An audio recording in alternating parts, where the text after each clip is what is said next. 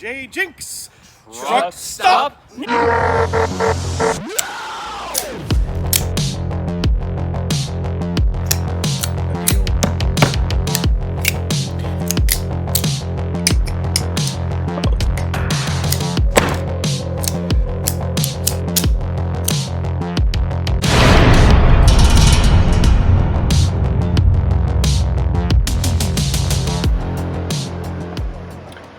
Well, by now you've probably seen or heard that there are some new Ozark trail knives out for sale.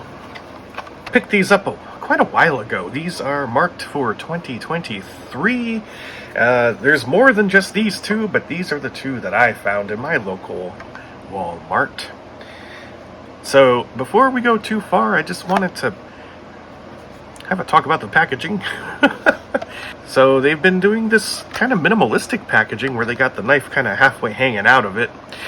While I applaud the environmental considerations, I don't like having so much of the knife just exposed. I've seen this sort of thing before from them where they had kind of a cutout where the scale was, and I remember having to go through quite a few of them on the shelf to find an unblemished one. Fortunately, neither of these seem too blemished, but I just don't like it. There's gonna be some that get beat up before anyone even takes it home. But anyway, besides the packaging, let's talk about these knives. So this one has a blue handle. That's cool. I think it's aluminum. It says spring assisted open stainless steel blade, aluminum handle. I was correct. It's got a bink. The blade is 3 inches long, the handle is 4, overall 7, and it's got a liner lock and a pocket clip. This one, well, looks like it's got a bottle opener on the spine. It's got a glass breaker and a seat belt cutter down here. You know what that means? It's tactical. This one's a little bit bigger, 3 1/4 inch blade with 4 1/4 inch handle, overall length.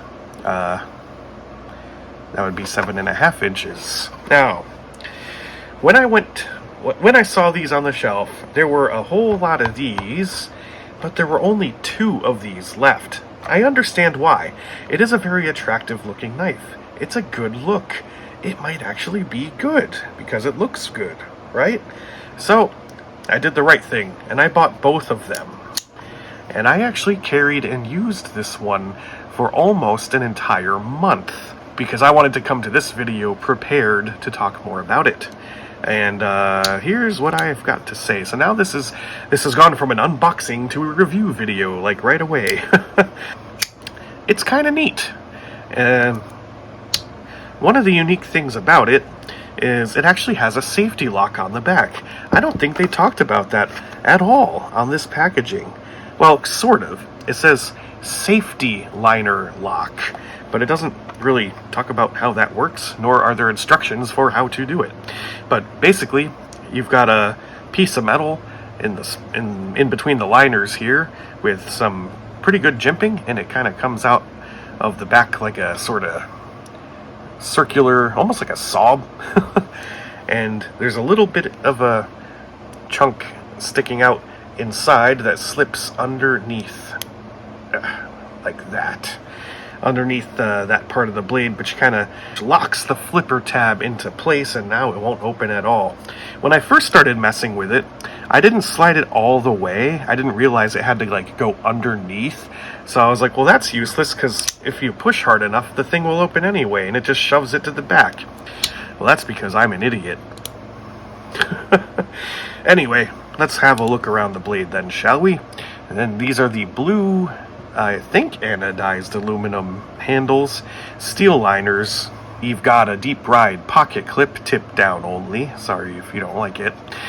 Ambidextrous thumb studs, and the assisted open mechanism, and the liner lock, which it sticks out a little bit on one side, which helps with engaging to the thumb.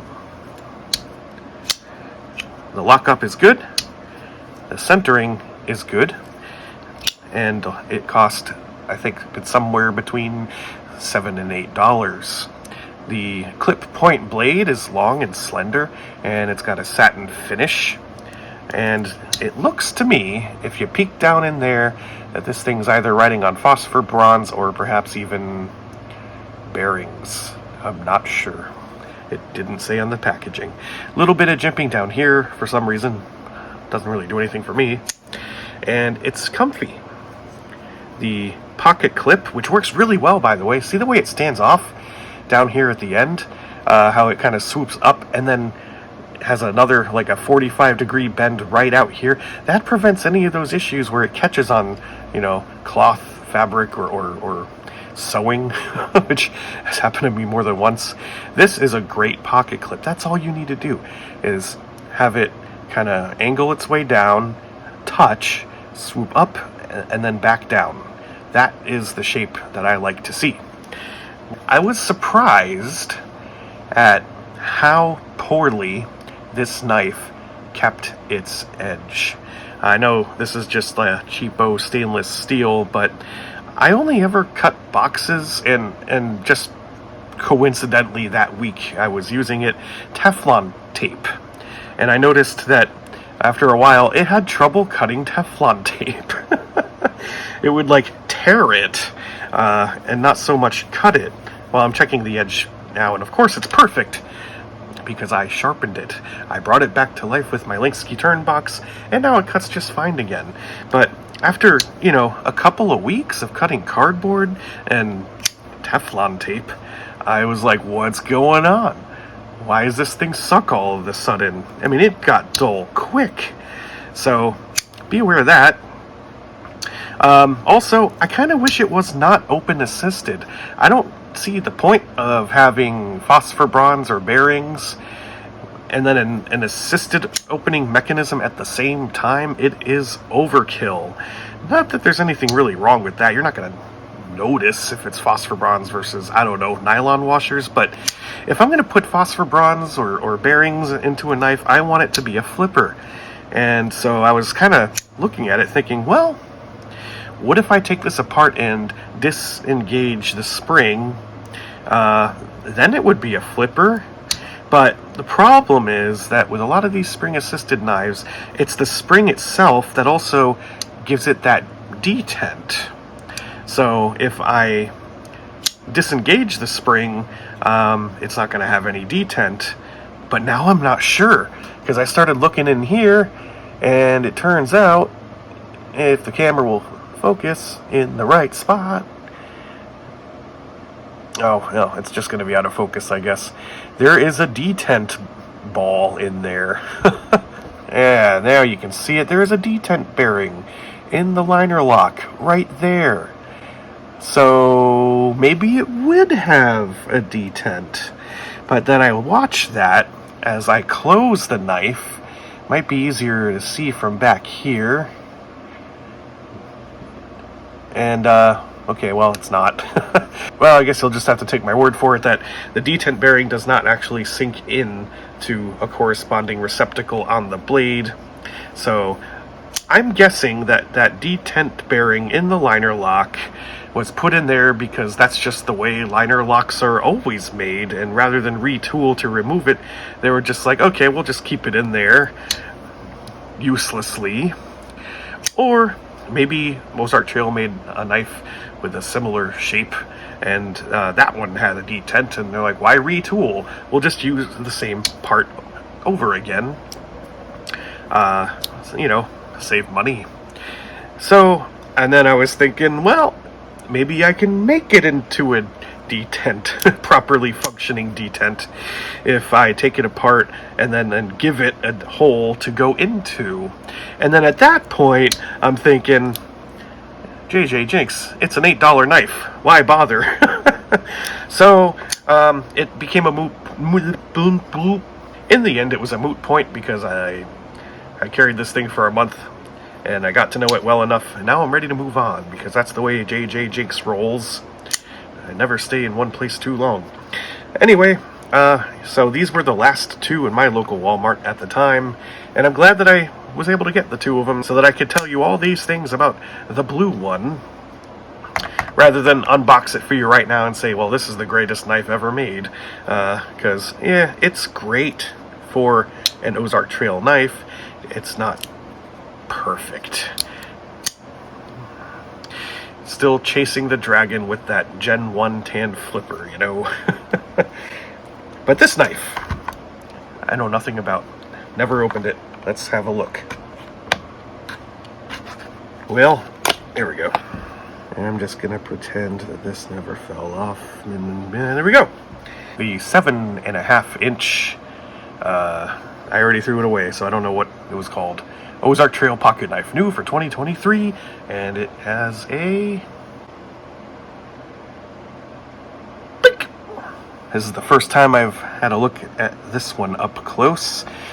The blade has a satin stone-washed finish. Well, this is interesting. Wow. Okay, normally I really don't care for these tactical knives with the seatbelt cutter and glass breaker that I don't care for and will never use. This one has a couple of interesting things going for it. So, first thing I noticed was the pocket clip. Pretty much the same as the anodized blue open assisted knife. It's a lot bigger, so same in style, I suppose is what I meant. But it looks like it's recessed. Not the screws, but the actual back piece that mounts around the pivot screw. So that's interesting. Okay.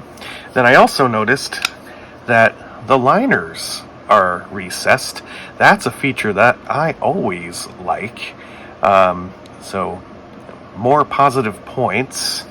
And I also noticed that it's not open assisted, so it better be a good flipper. Seems to work okay. It ain't drop shut, but that might be because it's on nylon spacers. You put the wrong spacers in the wrong knife, Ozark Trail. I want the nylon ones in this one, and then the bearings in this one. Then I can, whatever. Still pretty, got away from me. Still pretty good for nylon spacers, but I also noticed this. Centering's not so good, which when I see that, first thing I check for is blade play. It just might be a loose pivot. Oh, only a hint. Not really. So this thing would have to be basically torn apart and reassembled and done right. Moving on. The pattern. It's that mossy oak sort of pattern. It's like leaves and grass and dirt and bark. I'm not a big fan of it either. I never was a fan of like knives that look like something that you'll never find if you drop in the woods. You know what I mean? The edge is a little bit of a rough feel, but it is consistent. So that might just need a little bit of sharpening. It would be just fine in my opinion. The bottle opener is a nice touch. It's not really in the way. It doesn't really introduce any hot spots. And the hand feel is good. It's a pretty light knife. The handle material is just a cheap, lightweight plastic. And I'm not even sure if it's got a liner on this side. That might actually just be a slab of plastic. And then the lock is recessed into the other side. But, well, that might be... The way they achieve so much weight reduction is they just don't have a steel liner on that side. And that's okay. That is a strategy for weight reduction. The contouring makes it feel pretty good. My finger very naturally sits where the groove is. Very, very light jimping on the back up here by the bottle opener. It's so subtle I don't even feel it. I don't think it's doing anything. I would have gone a little more aggressive on the dripping. Even something like this might have worked better in that spot.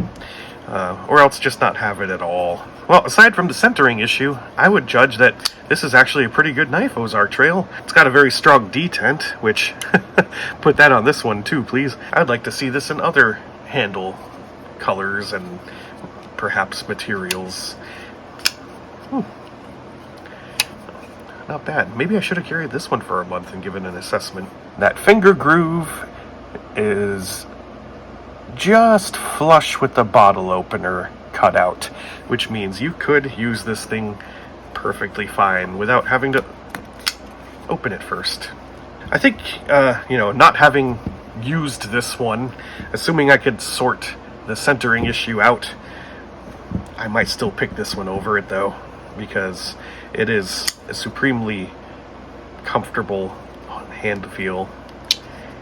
And even though the blade got dull really quick, it got sharp really quick as well. And if you like sharpening, well, that could be a plus. It would be a good practice knife. The end of the year is approaching, which means they might actually put out some more of these. I know they have, I just haven't found them in the wild. But perhaps I will when I go on my road trip next month, or the month after. Somewhere towards the end of the year, I'm planning on another road trip.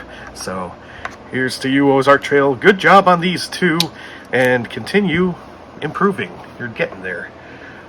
Just make the 10 flipper again.